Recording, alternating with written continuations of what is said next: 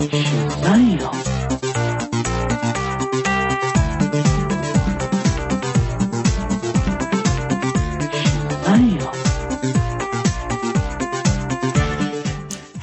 everyone. Happy New Year. It's 2024, and it is episode 285 of CBQ Legacy.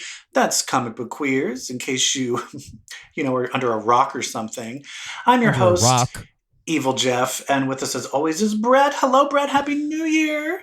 Happy New Year to you, too. Here we go again. Another year. What year did we start doing this again? 2017. Oh my goodness. And before that, I mean, we're talking what was it? 2006 to like when did I join? When did I join? I can't even remember. 2007? Yeah. Crazy. A lot of comic books and so many comic books yet to come. Welcome everyone to 2024. We are excited to kick off a new season and talk about what could be a new era of X-Men books on top of so many other things. What are some things for this, like resolutions? I guess it's not so much maybe a resolution of like, but what are you hoping that you will see? What am I hoping? In the world of comics or in the world of TV or movies this coming year? Starting with the X-Men, I am hoping to see them appear in glorious ways on my screens. X-Men 97's future surprise appearances and MCU stuff, Deadpool 3. In the comics, I am hoping for something that doesn't feel reductive, cliched, rehashed, and boring in the post-Krakoa era. That's what I'm hoping for. Yes, I just don't want them to shit the bed. There's so many opportunities for this to go wrong because they're looking to do a reboot. All of this is leading to, this is the new reset of this is what the X-Men are. And I don't want it to be stupid. So I am hoping that they will do everything that I want them to do. I'm just hoping that it's not just a return to the mansion. I'm hoping there is a new Krakoa. But what it's setting up, which we'll get to when we talk to the X-Men, is there could be a setup where the entire Krakoa world could be completely erased. That is true. And if they're completely erasing it, I don't know how I feel about that. All right, well, we'll talk about it later. But is there anything else that you are excited about in this upcoming year, EvilJeff? Yes, I definitely am looking forward to The Boys is supposed to be coming out later this year. Yeah. Deadpool, I can't wait to see what X-Men fuckery is going to be in that. And if the X-Men, if it's supposed to be melding with the actual MCU, I'm wondering if there's going to be anything interesting that could last. Not like, Captain Marvel, here's another universe with Beast. Something that actually is part of the MCU. That's grounded in our main universe, in the sacred timeline, if you will. Yeah, because right now the MCU is falling apart fast. Nobody gives a shit about it anymore. So it's time to do something fun. And we'll talk about the latest MCU installment, Echo, later on in the show. Yes. Yes, we will. Yes, we will. Are there any other TV shows, EvilJeff, that we are currently excited about? Ones that feel new, feel fresh? Kind of. I think in the beginning of the new year, we also got a start to a certain company I worked for, which is RuPaul's Drag Race, Cha-Cha Engines. That's right. We have a new drag race. We basically got through the split premiere of season 16 of RuPaul's Drag Race. So we have officially met all of our queens. EvilJeff, do you have any sort of new favorites? Is there a villain?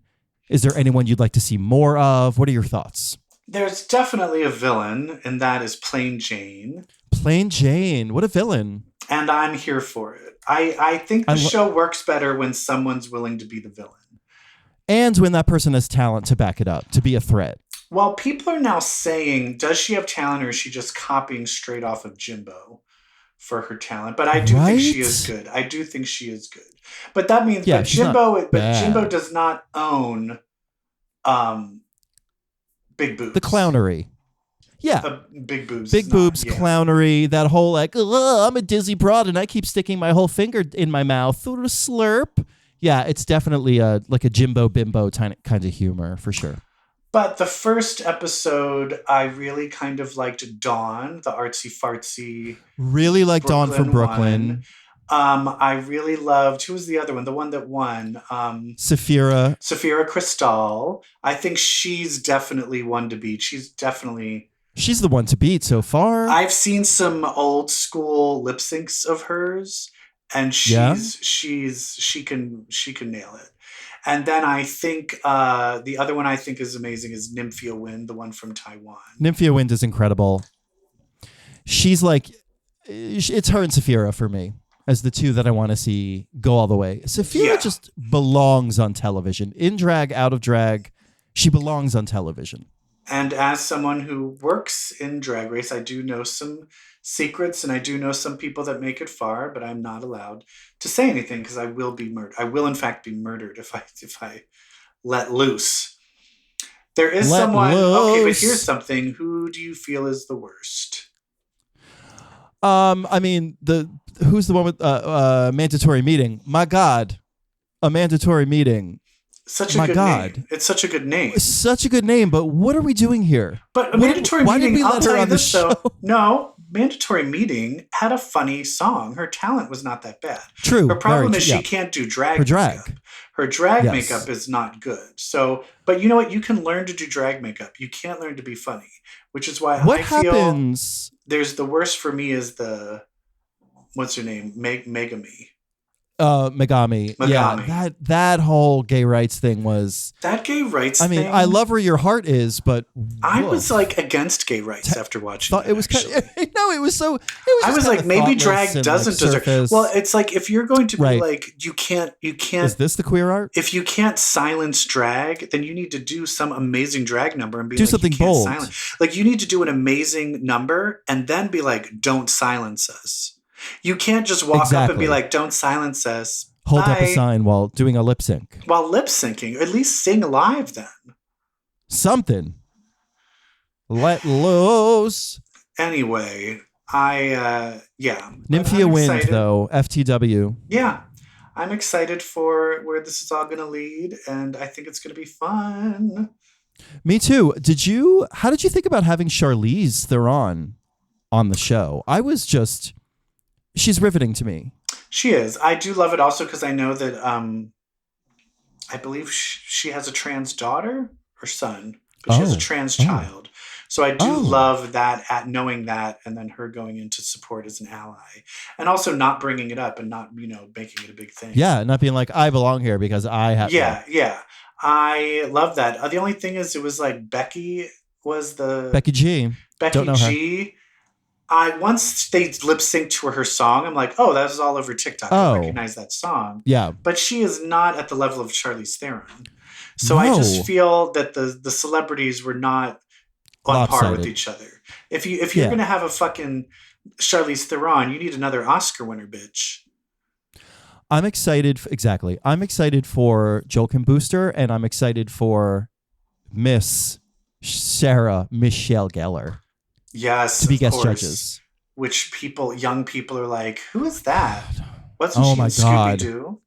Oh my God. And Joel Kim Booster, that we do have proof that Joel Kim Booster in the 2000s listened to our podcast when he lived in Chicago. He came up to me in my theater and said, you got me through college. Yeah. Okay. So we are supporting those who are shining today. But Joel Kim Booster also never responded to any of my Never Grindr responds messages. on Grindr. Yeah. And you cannot be he's only gotten hotter, and that unresponsive. So. And so fuck What? I feel like the hotter you are, the less responsive you can be. No, I'm saying if you're that hot and you don't want to talk to me, I can't be your fan. Oh, then I can't be your fan anymore. Amazing. Speaking of fans, we are a big fan of the X-Men. Should we talk about the X-Men? Yeah. Hit the music. I was reading X-Men comics in a cocktail bar. That much is true. Yeah. All right. Everything is climaxing, EvilJeff. The whole Krakoan era, it's reaching a fever pitch and it's coming to an end soon. And we're here to talk about it. But I think before we talk about that, I think we should talk about another epic saga that's about to start. called the Sabretooth Wars. Which started the in Sabretooth War, which started in Wolverine. It is off to a bloody good time. I love that it leans into the tradition, and I think this has come up before, of Sabretooth always doing something horrific on Wolverine's birthday. That felt like there was precedent there. Yes. I can't cite what. Well, yeah, he always comes and tries to kill Wolverine on his birthday. I guess. Did he kill Silver Fox on his birthday? Maybe.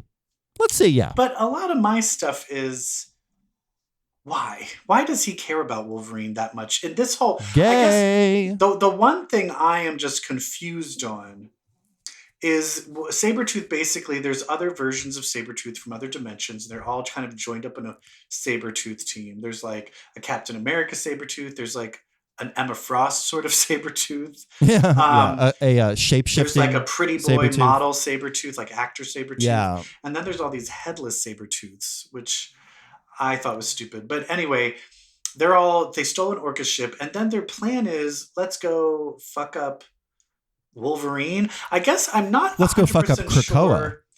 I guess they were like, let's fuck up Krakoa.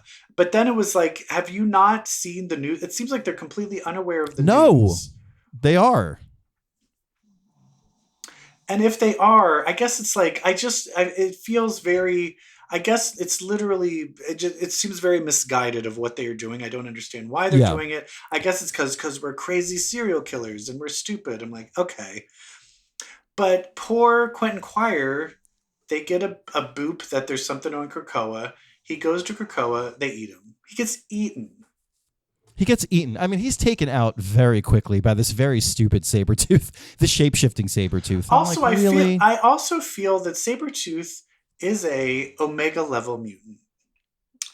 Because nobody can like out-wild him. And he's tricked by like a weird smell shape-shifting Sabretooth that can make himself. Oh, you're talking about Quentin. Oh, yeah. Quentin. I know. I felt that was really hard to believe. That I did not believe that for a second. Quentin Quire, he's taken out so easily all the time. I mean, I guess this is the repeat of the running joke of Quentin always dies. But then, if that wasn't bad enough, Dakin is taken out crazy fast.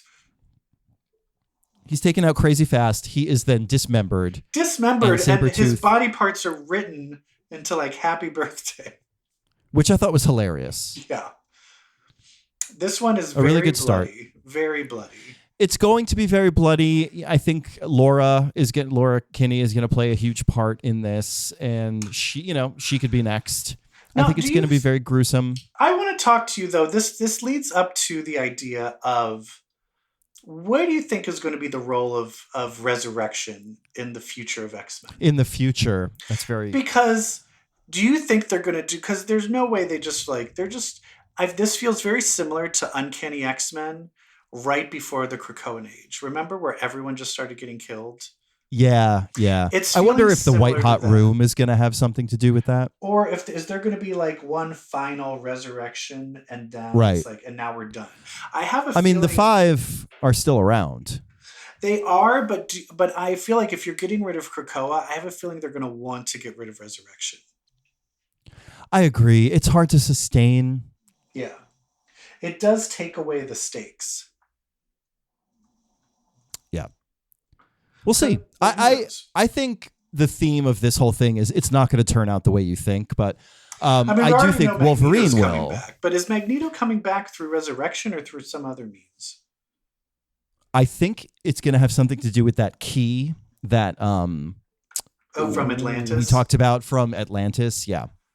That was what from is it? That, is there just another version X-Men of him hanging Magneto. out in there? I still don't get how that will work, but I guess it will be explained to me. Exactly, and literally they could make up any bullshit and we'll buy it. So it kind of doesn't matter. So that the bloody war is going to start. I guess it could be fun. I just hope all those Sabretooths get killed off. I really don't like the headless Sabretooths. I think they're stupid. I don't think they're interesting. I want them gone. I think part of the fun will be the killing off of those individual Sabretooths. Yeah. I think it's like Wolverine has got his people now. He's got his kind of squad, his family. He's got Honey Badger. He's got 2 different Lauras. He had Dakin. Sabretooth has that now, so it's kind of like, you, son. Like, oh, hey, Dad. And I'm like, remember? That's how I knew Dakin was gonna die. But it's also just like, remember when you murdered your son because he was so evil? Yeah, but you need to have the "I love you" moment so the death hits harder. I was like, uh-oh. Yeah. But that leads us now to what is happening in the main books, which Wolverine is very much a part of. Kicked off by Fall of the House of X, and then followed up soon after by Rise of the Powers of 10. We are in the final chapter of Krakoa, mirroring the opening chapter of Krakoa, having these two concurrent books, the House of X and the Powers of 10. Yes. So let's start with the Fall of the House of X. This one takes place in our timeline and is kind of about the X-Men coming together in a very traditional way, kind of like we haven't seen in a long time, to save Cyclops and take down Orcus. However, someone foils their plans, and it's not Orcus. It is Professor Xavier. Which, yeah, we'll talk about that in a little bit. That actually leads directly into Powers of 10. But it opens, this Fall of X opens with Cyclops having a nightmare about being hanged at the gallows. I think one thing they're kind of giving away here is how Cyclops will be rescued. I think it's very clear that Cyclops will be hung, but will hang there midair thanks to Jean. Oh, is that what you think is going to happen? That's what I think is going to happen. I think that this is a very literal. You see a redheaded woman. Yeah, I think this is a very literal foreshadowing of what's about to happen. But then he wakes up. While he wakes up, Colossus and Wolverine are having a mission to sneak underground and rescue Cyclops when he's being taken to these gallows. So we see them for a moment. They're talking about what they should call their new take on a fastball special. This conversation, I was like, all of your friends are dead and have been genocided, right? At least that's what you think. Like, the tone of this conversation. But also there's something interesting that's happening too. During this fastball special, they brutally murder somebody. And so this whole idea of kill no man, whatever, all of that is like just out the window. We're done. Now. We're done. We're done. Back. And that's the thing, X-Men weren't really killers, but this is full X-Force mode where we're just killing anyone in our way. This is very much an X-Force type mission. The only difference is the uniforms. Yeah. Yeah. We cut to Cyclops talking to a character that I'm actually very happy they brought back, Dr. Gregor, because Dr. Gregor is the only Orcus member who really has kind of like a deep cut, like a need for revenge. She's got emotional Because her husband was murdered by them. Because her husband was murdered and uploaded into Nimrod.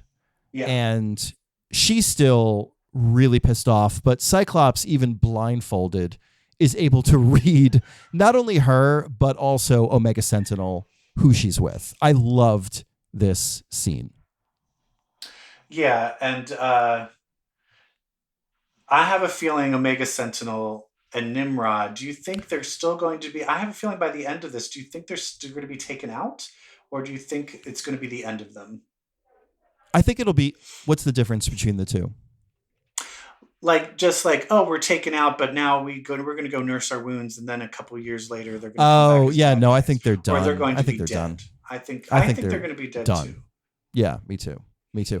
What's interesting is what Scott says, we think, to Dr. Gregor when he's like, and what happens after when the last mutant is dead under your heels? And Dr. Gregor is like, I'm not sure. We live happily ever after. And he's like, I wasn't asking you. And Omega Sentinel's like, we need to get out of here. Yeah, because they already know that the machines are going to take over everybody. That they don't realize that once they get deal with the mutants, then the machines are going to want to kill all the humans or imprison them. Yeah. Also, mutants keep getting born. So. Right. What are you going to do about that? Yeah. Yeah. But then we cut to Xavier. He's on Krakoa with a small, lean and mighty team who we'll find out later. But he basically beckons Rasputin back. Rasputin 4, he beckons her back while she's in the middle and an integral part of the Cyclops rescue mission. So that fucks up the Cyclops rescue mission. Xavier basically sacrifices Cyclops for whatever he's going to do. Yeah. But then we cut back to Wolverine and Wolverine and Colossus. They're taken down by magnets. Haha. And then you have Nightcrawler show up and save them. And here... we're realizing, we're getting to a very traditional X-Men team lineup in this book. Yeah. And you also can just definitely see that like this trial is kind of a sham. It's really just and then even Cyclops is like, I can only be judged by one soul. I do not think you'd like to meet her. So is that Jean he's talking about? It's Jean, and this isn't the first time he said this. Like, there's only one person who can judge me. Yeah, it's the second time he said this about Jean. When has he said that before? It's happened. I don't know. I can't cite it, but it's the second time. Was it like? I'm not a bibliography. But I mean, was it like early or was it like during Grant Morrison? It was like 2 months ago. It was like a month or two ago. Yeah, it was like part of this whole narrative. Yeah. So I don't know. A lot of big Jean is the Phoenix foreshadowing kind of shit. Yeah. So then Orcus is celebrating because the trial's going well, and Nimrod's like, okay, I'm going to go kill Krakoa. And then this was so weird. Yeah, so I guess, is this part of what Xavier was... Is Xavier part of this plan? Is this the plan? I'm not sure. Or is Krakoa like going rogue? Yeah. Because later, don't we also see that Doug is out? Because we didn't know what happened to him either. Yeah, like they're on a Krakoa, as we'll see in Powers of 10.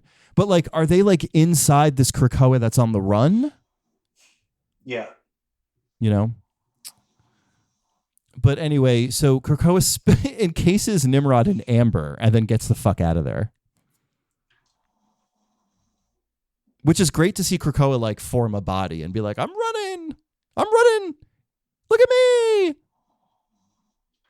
Yeah, and then they're announcing that they're going to kill every single mutant to like... To everybody. To everybody. And like, I understand that we're mirroring the Xavier moment that kicked off House of X. But this is like, if somebody was in my head all of a sudden, it's like, we're going to commit genocide on mutants. I'm going to be like, what the fuck? Yeah. And the one thing that they aren't... The problem with mutants where it's like, oh, it's just like racism, it's just like gays and all this other stuff. The thing with mutants is most people, if you knew a mutant, it would be like your brother or a family member. You know what I mean? Most people probably know a family member, something that is a mutant. So I think it's a lot harder to just every single person to blindly be like, yeah, kill my family members. You know what I mean? Yeah. No, this is traumatizing. I feel like there would be a huge, larger group of people that are against it. I agree. And I think there is. Well, I think we'll see that at like Cyclops' trial once he... But I'm sick of it where it's like an Uncanny X-Men where they're all like, we hate the mutants. Well, here, let me give a rising speech as Captain America. And then everyone's like, oh my God, you're right. Murder is bad. And everybody's equal. And I'm like, Jesus Christ. Okay, thanks, Cap. Speaking of mutants, back on the Blackbird, we've got, again, a very traditional X-Men lineup. We have the classics. We've got Wolverine, Nightcrawler, Colossus, Kitty Pryde, Rogue, and Gambit. Love to see it. Yeah. And they're off, like, let's start. And they're off just... Are they just battling... Are they just battling the Tony Stark Iron Man Sentinels? Or are they at a specific place for a specific reason? I can't remember. They were trying to rescue Cyclops. Oh, they're trying to rescue Cyclops right now. Yeah. All right. They were, and then Rasputin fucked it up. So they're changing plans. And so they're like, all right, let's just start the revolution. And so Kitty then goes around and has Emma rally the troops. So she goes and checks in with Emma and Tony. She checks in with Arakko. She checks in with Juggernaut, who's carrying a big gun, which I love.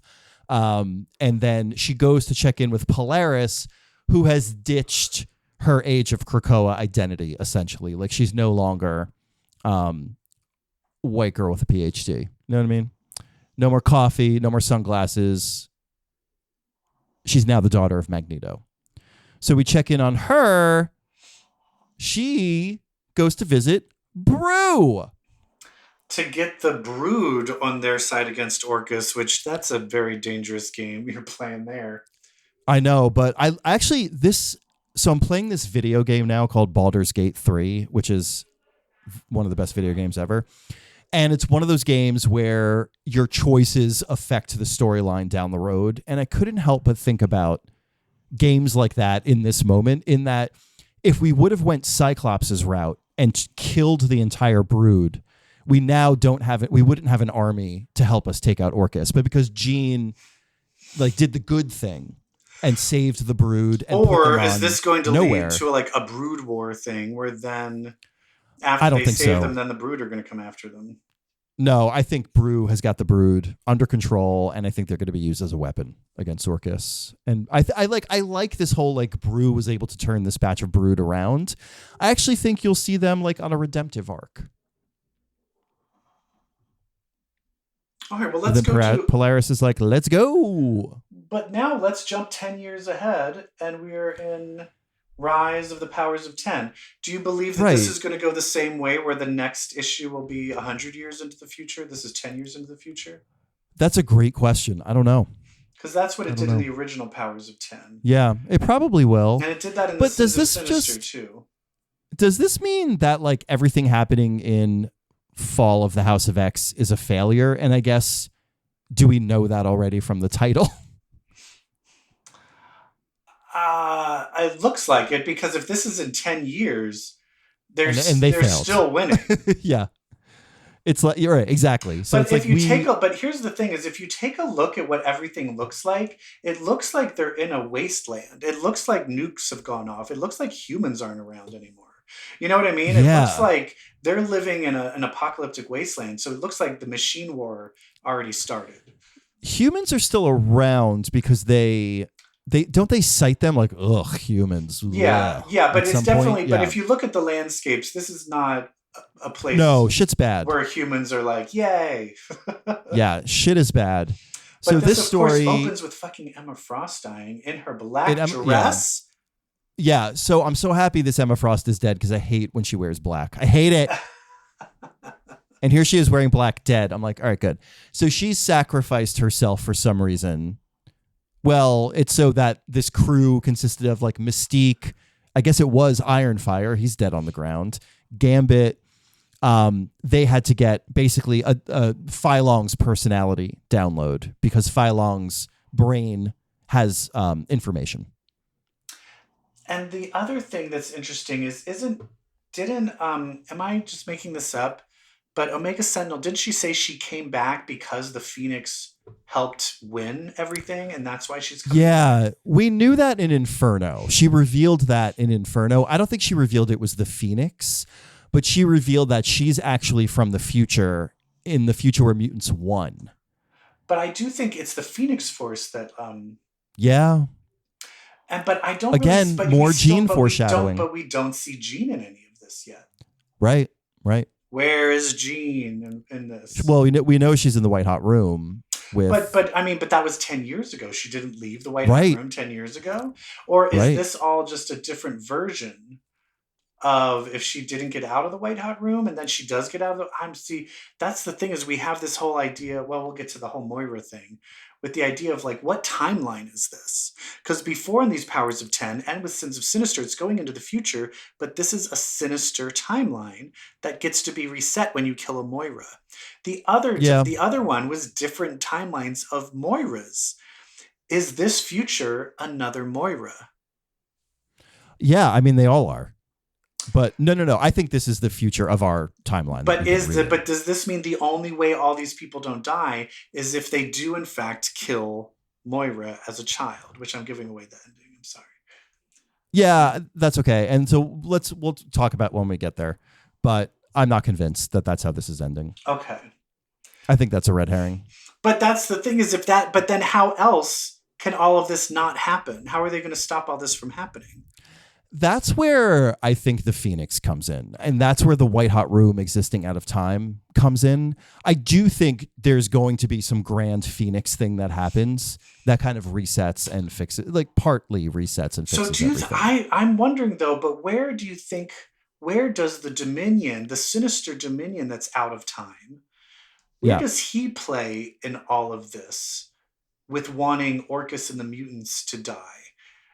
Because I think once you become a Dominion, I guess it's I'm wondering, is this going to be an out-of-time Phoenix versus the Dominion?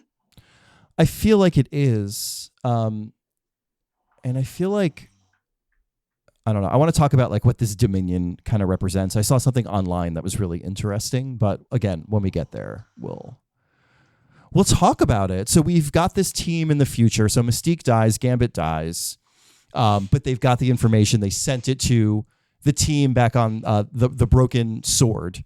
And then it also it's just weird where it feels like everybody is like, I'm going to use my powers one last time to save everybody. One last time. Yeah. Yep. So we see Gambit do that. We see Mystique essentially do that. We see Emma. Well, we cut to Emma having already done that. And then later we'll see Synch do it. So basically, Moira is with Nimrod and Omega Sentinel, and they're heralding down the Dominion. So basically, they've turned Mars into a world mind, just like they did way in the future, 1,000 years in the future, in the original Powers of 10, to attract the Dominion. And so that's now their plan. And Moira's like, oh my God, I saw this once in Life 6. But it took 1,000 years to the original Powers of 10 years. Wow. Right. And so because Omega Sentinel's like, I brought the technology back that allowed us to only do it in like 10 years. And that's like, okay, great.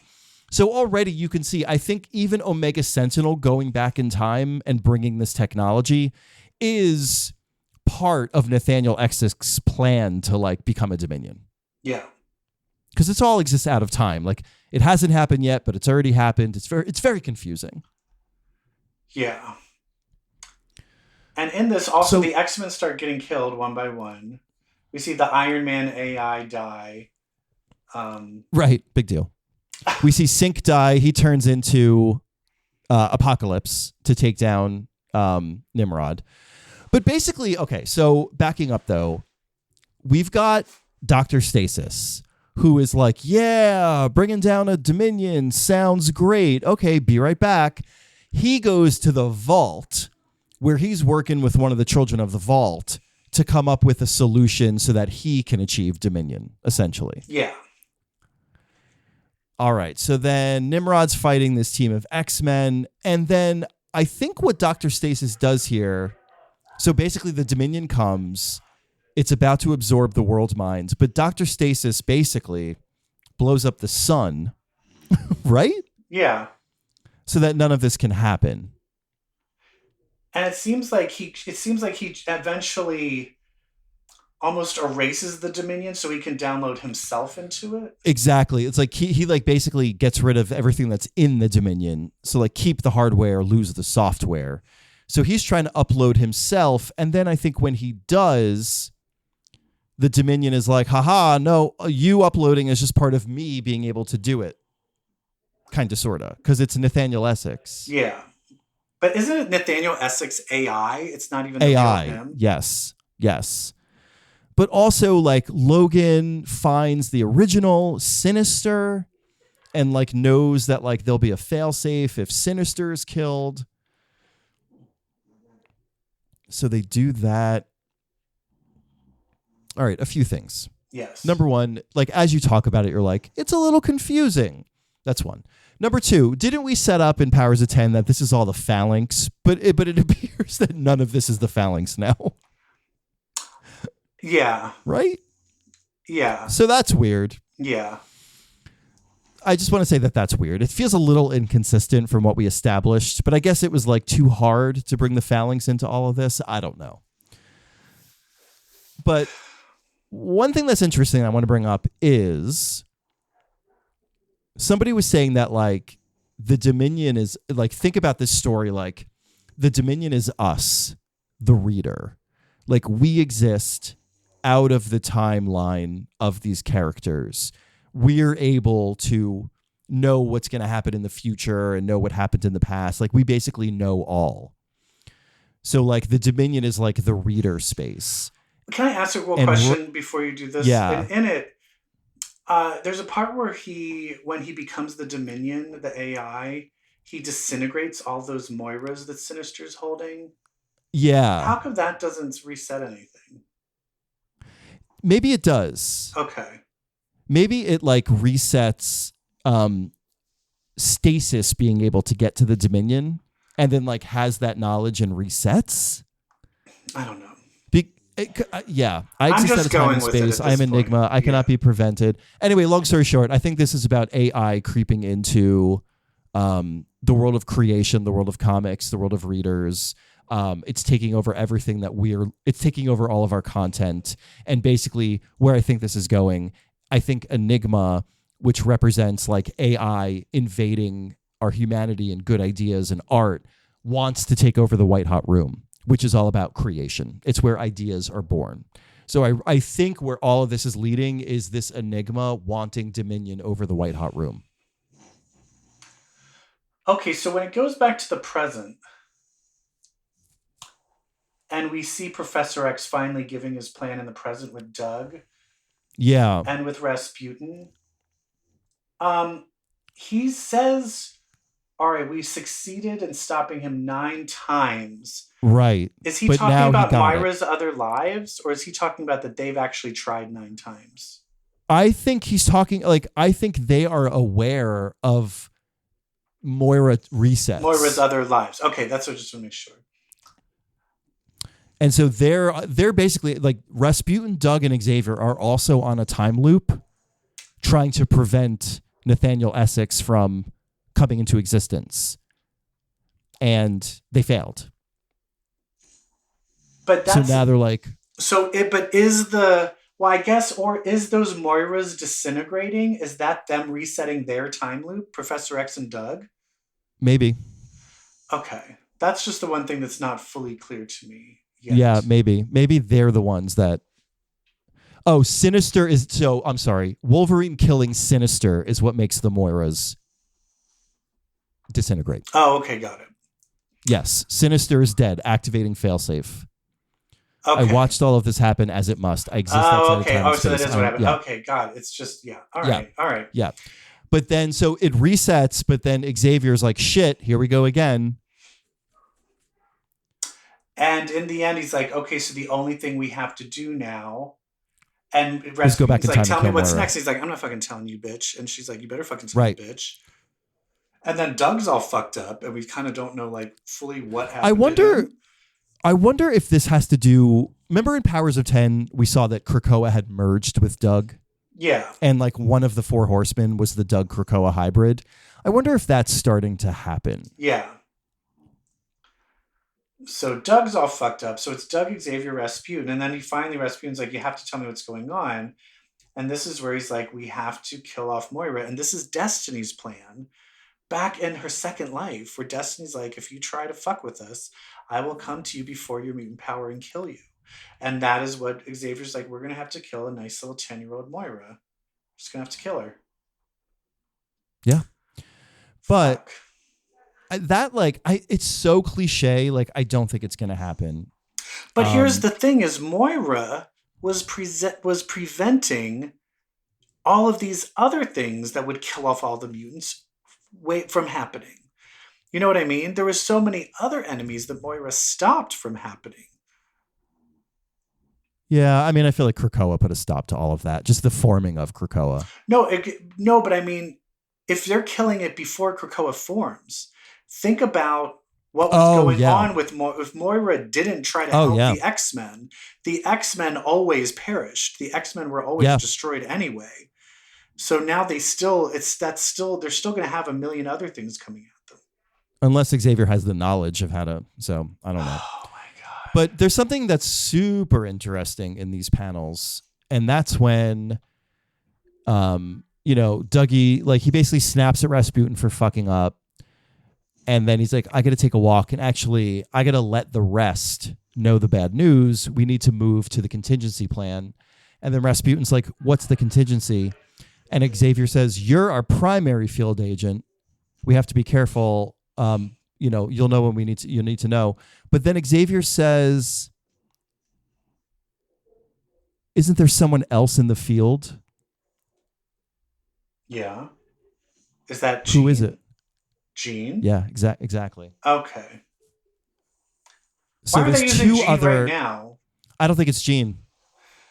Who do you think it is? There's 2 other team members who have to be like timeline aware, like if their whole thing is like they're aware of the reboots, they're aware of what timelines they're in. Destiny? How? I say it's Rachel and Betsy. I say it's Rachel. The Ascani. Oh, interesting. Okay. Yeah. Which would be amazing. But Destiny seems to be aware of it too. But Destiny's not here. But also Destiny hates Xavier. And she's not here. She's with the rest of the mutants in the White Hot Room. Mystique says, I'll see you, Irene. Yeah. So I don't think Irene ever came back. Oh, yeah. Actually, that's what's interesting. All of these things, no one in the White Hot Room is back. Right. Huh. So it's still a pretty bleak future. But it means like the person they really need to deal with is Mother Righteous. Yeah. Or not really. It's still Nathaniel Essex because she was just an agent of his. Yeah. Interesting. But I would love to see it be Ascani as the reason why they're able to do this. Well, I guess we'll find out. I guess so. I guess we'll find out, bitch. Cable number 1. What is it, the 20th cable? Just make it. There was just a cable a year and a half ago. Just make it cable number 6. I'm just sick of this. I'm going to scream. Anyway, how about we talk about some shows we watched? Let's do it. Hit that music. I always feel like I'm watching a comic movie or TV. All right. The Marvel Cinematic Universe, Disney Plus has been releasing 2 Marvel TV shows. The first one is What If? Yeah, What If? We got a second season. Overall, you know what? I have to think like the individual episodes. Overall, I thought they were an improvement on season 1. Yes, but it still led to the same thing of... I will say this, every episode was just like, oh, it's a twist. This is actually a bad guy. And it got to the point where it was too predictable. Say more. What do you mean? Well, it was like, what's her nuts? Who's Agent Carter? Oh, yeah. Hello. It turns out Captain America, but Steve Rogers is alive. And I'm like, he's a bad guy. No, yeah. Well, I loved that. It was their Winter Soldier. I loved that. Sure, for the first time. But then now I'm in the Middle Ages. Oh, look, there's a Middle Ages Steve Rogers. I'm a bad guy. I'm like, really, again? Again? And then Stephen Strange. And then Stephen Strange shows up. Hey, it's me, Dark Stephen Strange. We help save the universe. Remember me? I'm a bad guy. And so I was like, yeah. And then there was one part where there's some things where it was like, I was watching it with my brother-in-law and there's a part where he's like about to feed all of the people to that orb or whatever. Yeah. To like restart his universe. And literally everyone's falling and half the people have wings or could fly. And they're like, oh, we're falling. I'm like, that guy has wings. Why are you not flying? There's just certain things where I was like, okay, apparently I just need to sit back and it just got a little too predictable of like, and now twist, he's a bad guy. I'm like, twists. If you do the same twist 5 times, I'm going to get what the twist is, bitch. Thank you. But it's well animated. The action is really fun. Yeah, oh God. And they got great vocal talent. Yeah. Any episode that stood out to you? I personally liked the Iron Man crashing onto the Ragnarok planet. Yeah, that one was really fun. I really liked that one a lot. I like that one. Did you notice like a lot of those were about the Guardians of the Galaxy not forming? I think like 3 of them. Yeah, I also really liked the one with Nebula. Nebula. Love the one with Nebula, the Blade Runner. Yeah. The Blade Runner one was really cool. Yeah, I loved the Die Hard one for all the stupid Die Hard illusions on Christmas. That was good. Overall good, but yeah, exactly. It's like how this whole thing is about reveals and plot twists, but I'd falling into a formula. I would rather them let them just be all bottleneck standalone episodes. I don't need a big overarching thing. I don't need the multiversal connection. True. Yeah, I don't care. Yeah. And that leads us to the other one that was released. Echo. They released all 5 of them. They're like, fuck this show. We're just putting it all out right now. They did. Is it worth doing like a 1, 2, 3 or? Sure. Okay. All right, ready? Yeah. 1, 2, 3. It was fine. Met in the beginning, but then I thought the last episode was fun. Yeah, it was fine. I liked where it was going, but I think, and this is more of a fault of a showrunner and stuff, I never felt that they really correctly identified the stakes. And so I completely agree. And so a lot of stuff was happening, but it just wasn't feeling epic enough. But yeah. I loved the idea of everything. I love the character. Also, the fact that we have an actual deaf amputee playing a Native American amputee playing a deaf. Thank you. It's amazing. And I think she's great. I think Alaka Cox is great. She's great, and I love the idea of how her powers are forming, which is very different than the comic. That is not. I don't think that's really what. Isn't that not? No, not at all. And I think that's a really cool power of her calling on her native ancestors. And very cool. And I love when a name makes sense, like Echo. And I liked how it was showing I liked it. Like each episode was showing a snippet of a past ancestor and how they were. I loved that. I loved the structure of the series, like how the episodes were set up and built, and that she was the culmination of all of those ancestors, and each episode focused on an ancestor throughout the time. I thought that was very cool. But then they would be like, and now we're kidnapped in a roller skating rink. And I'm like, that's just not big enough for me. Like, you know what I mean? It had difficulty balancing the Kingpin stuff with the like history generational stuff. It didn't own either of those stories, it felt like. In my opinion, I felt like the showrunner created and thought out a really cool version of Echo and a really noble one and a really great one. And then I just feel like they didn't think of a super epic story for her. Like in theory, in concept, I love that she's on the run from the Kingpin's people after shooting him at the end of Hawkeye. Love that. I love an On the Run from the Mafia story, Looking at You, Gloria, starring Jenna Rollins. But I did not feel like she was on the run from the Kingpin. And because then the Kingpin showed up and he's like, hey, just come home. I like you. It was weird. And then he's like, what? Well, I'm now going to kill your whole family. I'm like, yeah, that'll get her to come home. It's the same problem as Secret Invasion. Like, why do these shows not know how to steep their story in the story they are telling? Like, they just don't know how to properly tell the story they are telling. Yeah. And it's just a shame because I think it's a really cool character and a really cool concept. And it was there was a lot of it that was fun, but a lot of it I did feel it felt a little meandering to me. And I think that is the fault of the overall showrunner of not knowing what the stakes are. And it is funny where I just saw, I'll talk about this after this show, but I saw something else where I remember I've seen some movies and I'm like, oh, that's the director's fault. And then it's like, nope, that's the acting fault. That's the script's fault. I just saw one recently and it was the editing's fault. But this one I think is the showrunner's fault. Yeah, just overall. But I really like the character and I hope she shows up in more stuff. Me too. A lot of people are saying that this canonized the Netflix shows into the MCU, and I was kind of comic book. I was looking for like, what is that sign that's like, oh my God, the Netflix shows count, and I wasn't able to really understand why people were saying that. I guess at the end when she goes into the Kingpin's mind and he's looking at the white wall, that was very much a part of the Daredevil Netflix show. And I wonder if people are just picking up on that. Well, but did you watch the post-credits scene? Yeah, that he's going to run for mayor. He's going to run for mayor. That's a big thing. Love that in the comics. So big thing, and also probably the setup to Daredevil Born Again. Yeah. No, I thought it was great. It's fun and great, but I feel like they're just.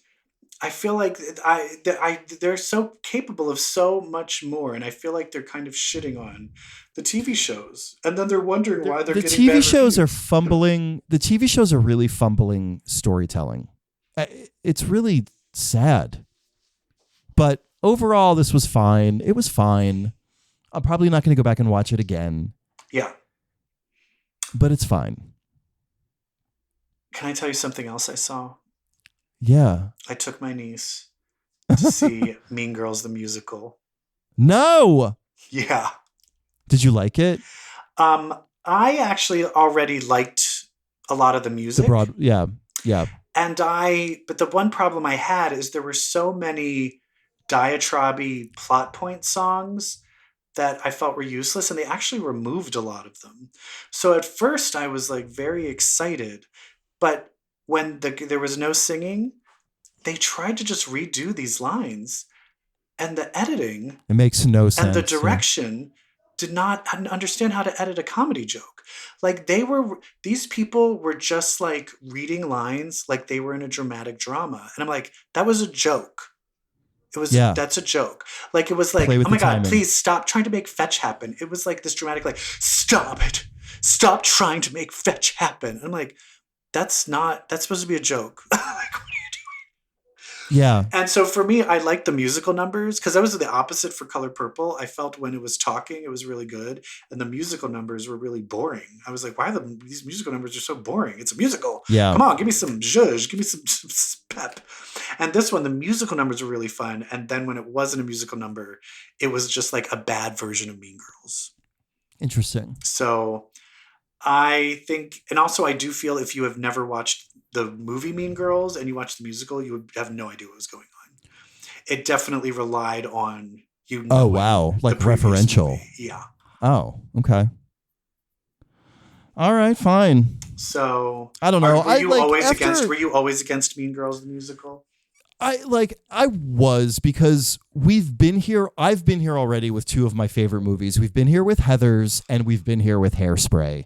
And there's no way. Hairspray isn't a bad musical, though. You think Hairspray is a bad musical? It's not, but it's not an it's nowhere near the original John Waters movie. Yeah, it loses so much of the soul, I but do I also feel think Hairspray did enough different things that it made it relevant enough to be a musical. Hairspray's music is great. Heathers, I do not think did that. No, neither do I. And also, Heathers suffers to me what I think the Mean Girls musical suffers. So I actually think the music is very forgettable in both Heathers and Mean Girls. Okay. Hairspray, not so much. But I have to see the movie. But I did get to see it not only with my niece, who my niece loved it, but with Lindsay Lohan. Lindsay Lohan is in it. No, but I did also watch it with my partner, Joe, and he hates everything. I could just turn and he wanted to lock the doors and set the theater on fire with me. Oh my God. Because I was like, I kind of like these. No, he does love movies. No, I know. He hates a lot. But the thing is, when he loves a movie, he loves it. And when he hates a movie, he hates it. I like that about it. Yeah, I like that too. I like it a lot. Was he vocal during the movie? Was he saying things under his breath? I did have to tell him to be quiet. Because one time there was one part where someone said something. He's like, why isn't this a song? Okay, direction. And I was like, all right. You're saying that out loud. All right, stop. Sit down. Sit down. That's really funny. It's really funny. But Mean Girls, it's fun. I thought it was fun. Okay. I wasn't bored. And that's really my thing. If I'm bored, that is the biggest grievance of them all. Yeah. I have no time for that. Hopefully we didn't bore our listeners just now. Hopefully they're sticking around for this part too. But I do think we should wrap here. You and I have a lot of things to do. Fuck yeah. Fuck yeah. Everyone, thank you so much for reading comic books and then listening to these two faggots talk about them. And it's 2024, so there's something that's happening in 2024 that I don't know if you're aware of, Brett. What's that? Starting in 2024, Congress just passed a law that if you read comics, then legally you are queer. Oh, queer. Bye. Bye. Bye.